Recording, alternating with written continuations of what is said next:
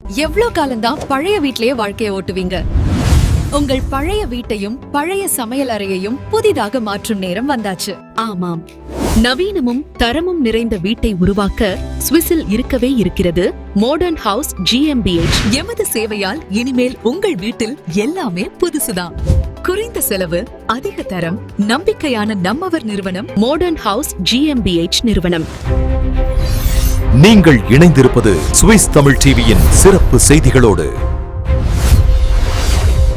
Hi, welcome to Swiss Tamil TV. அன்பான சொந்தங்கள், மற்றும் ஒரு சிறப்பு செய்தி பகுதியில் சந்திக்கிறதுல ரொம்பவே சந்தோஷம். இன்னைக்கு ரொம்ப முக்கியமானதுங்க. மத்திய கிழக்குல இப்ப போர் பதட்டம் அதிகரிச்சுக்கிட்டு இருக்கு. அமெரிக்கா மிக முக்கியமாக ஈரானுடைய யுரேனியம் செறிவாக்களை குறைக்கணும், அதை 5 விதத்துக்கும் குறைவாக நீங்க வச்சிருக்கணும் அப்படின்னு சொல்லி பலகட்ட பேச்சுவார்த்தைகளை சுவிட்சர்லாந்து ஜெனிவாவில் மேற்கொள்றதுக்கு முயன்றாலும் பேச்சுவார்த்தைகள் எல்லாமே தோல்வி உற்றதுக்கு அப்புறமாக இப்போ பாரியதொரு அச்ச நிலையோட போர் நடந்துட்டு இருக்கு. அமெரிக்கா இஸ்ரேலோட சேர்ந்து பாரிய தாக்குதல் ஈரான் மீது மேற்கொண்டால் ஈரான் அதற்கு பதிலடியாக அமெரிக்காவுடைய ராணுவ தளங்கள் மத்திய கிழக்கு பகுதியில் எங்கெல்லாம் இருக்கோ, பஹ்ரைன், கட்டார், குவைத் அப்படின்னு சொல்லி பல மத்திய கிழக்கு நாடுகளினுடைய ராணுவ தளங்கள் மீது சரமாரியான பாலிஸ்டிக் ஏவுகணைகளோடு சேர்ந்து மிசைல் தாக்குதல்கள், ட்ரோன் தாக்குதல்கள் அப்படின்னு சொல்லி இப்போ மத்திய கிழக்கு பதட்டம் உச்ச நிலையில் இருக்கு. அதில் விஷயம், சுவிட்சர்லாந்து வங்கிகள்ல பணம் குவிய போறது என்றுதான் இப்போ பாரியதொரு பேசுபொருளாகவே மாறி இருக்கு. இது உலக நிதி வரைபடத்தில் ஒரு புதிய அலைச்சலை உருவாக்கி இருக்கு அப்படின்னு சொல்லலாம். இந்த சூழ்நிலையில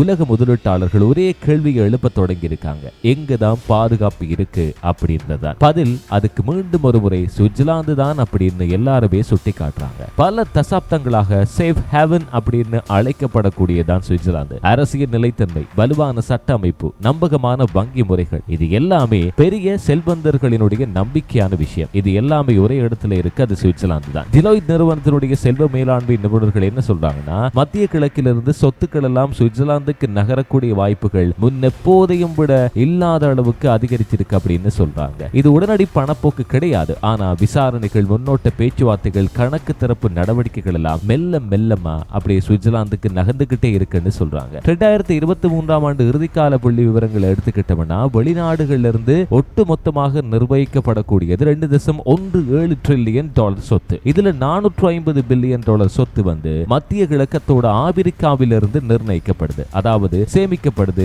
கணக்கிடப்படுது அப்படின்னு சொல்லப்படுது. அதுலயும் ஐக்கிய அரபு அமீரக முதலீடுகள் மாத்திரமே கடைசி 3 ஆண்டுகளையும் 40% அதிகரிச்சிருக்கு அப்படின்னு சுவிட்சர்லாந்து தரப்புல இருந்து சொல்லப்படுது. இது எல்லாத்துக்குமே காரணம் பாதுகாப்பான நாணயம் அப்படின்னு சொல்லக்கூடிய சுவிஸ் பிராங்க் தான். சமீபத்திய பதட்டங்களுக்கு அப்புறமா யூரோவுக்கு எதிராகவே 10 ஆண்டுகள்ல இல்லாத அளவுக்கு தன்னுடைய பெறுமதியை உயர்த்தி இருக்கு சுவிஸ் பிராங்க் அப்படின்னு சொல்றாங்க. EFG இன்டர்நேஷனல் நிறுவனத்தினுடைய தலைமை நிர்வாக அதிகாரி என்ன சொல்றாருன்னா, புவியியல் அரசியல் அபாயங்கள் எல்லாம் அதிகரிச்சிருக்கு. இதை தவிர்க்கிறதுக்கு முதலீட்டாளர்கள் என்ன பண்ணுவாங்கன்னா, தங்களுடைய சொத்துக்களை பல நாடுகளுக்கு எப்பவுமே பரப்ப தொடங்குவாங்க. சமீப காலம் வரைக்கும் உலக முதலீட்டு மையமா வளர்ந்த துபாய் இப்ப போர் சூழ்நிலை காரணமாக அதனுடைய எதிர்காலமே பாரிய கேள்விக்குறியோடு இருக்கு. இதனால பெரிய சுவிஸ் வங்கிகள் எல்லாம், அதாவது UBS அத்தோட ஜூலியஸ் பார், இந்த விவகாரத்துல வெளிப்படையா இதுவரைக்கும் கருத்து தெரிவிக்கல. இருந்தாலும் பிக்டெட் போன்ற வங்கிகள் சில வாடிக்கையாளர்கள்ட்ட இருந்து எங்களுக்கு கேள்விகள் எல்லாம் அதிகரிச்சிருக்கு அப்படின்னு உறுதி செய்யறாங்க. சூரிச் நகரத்தில் இருக்கக்கூடிய பெர்கோஸ் வங்கி இருக்கு இல்லையா, அதனுடைய முதலீட்டு நிபுணர் என்ன சொல்றாருன்னா, போர் தொடங்கின உடனேயே சில முதலீட்டாளர்கள் என்ன பண்ணாங்கன்னா கணக்குகளை திறக்க தொடங்கிட்டாங்க அப்படின்னு சொல்றாங்க. உலகம்